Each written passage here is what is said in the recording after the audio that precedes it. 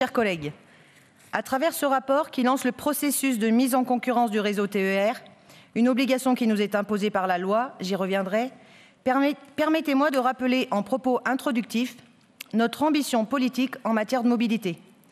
Nous avons la chance d'avoir en Auvergne-Rhône-Alpes un réseau ferroviaire dense qui permet d'offrir à nos usagers un service public de qualité.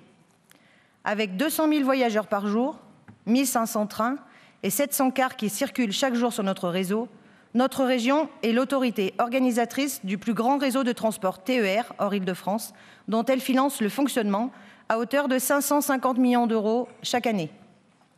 Depuis 2016, la région Auvergne-Rhône-Alpes a pris à bras-le-corps son rôle d'autorité organisatrice des transports, en doublant notamment le niveau d'investissement dans le matériel et les infrastructures ferroviaires. Tout au long du précédent mandat et encore aujourd'hui, la région a su tisser une relation de confiance avec la SNCF, mais néanmoins marquée par le sceau de l'exigence qui a parfois fait l'objet d'échanges francs et directs, mais toujours dans l'intérêt des usagers. C'est ainsi que nous avons obtenu depuis 2016 une nette amélioration de la ponctualité de nos TER avec la mise en place de pénalités pour la SNCF en cas de retard.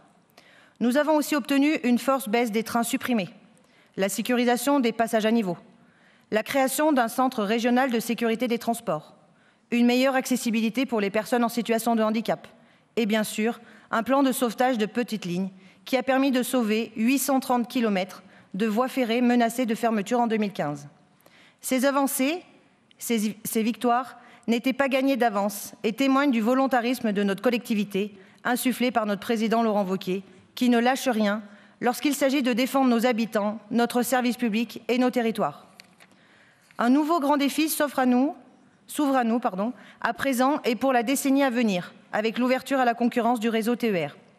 Comme l'a rappelé notre vice-président au transport Frédéric Aguilera, avec la loi Nouveau Pacte ferroviaire promulguée en juin 2018, l'ouverture à la concurrence du réseau TER s'impose aujourd'hui à toutes les régions françaises.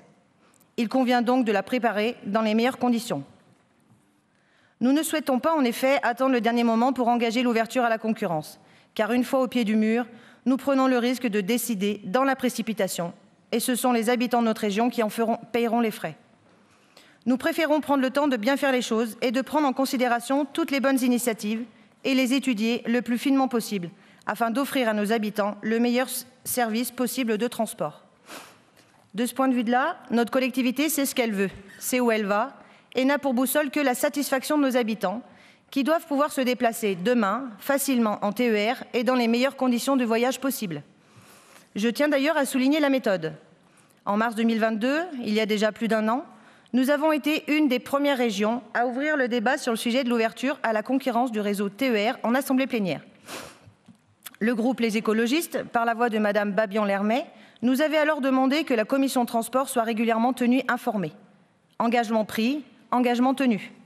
La commission transport s'est réunie spécialement sur ce sujet fin mai pour faire un point d'étape avec les élus. Et la semaine dernière, la commission a consacré à nouveau une grande partie de son ordre du jour à cette question.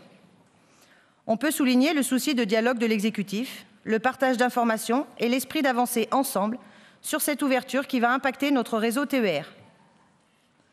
Je tiens d'ailleurs à remercier de nouveau notre vice-président Frédéric Aguilera, qui s'est déplacé dans l'ensemble des départements de la région pour présenter la feuille de route Mobilité 2035 aux acteurs politiques, économiques et sociaux de nos territoires, mais aussi aux associations d'usagers.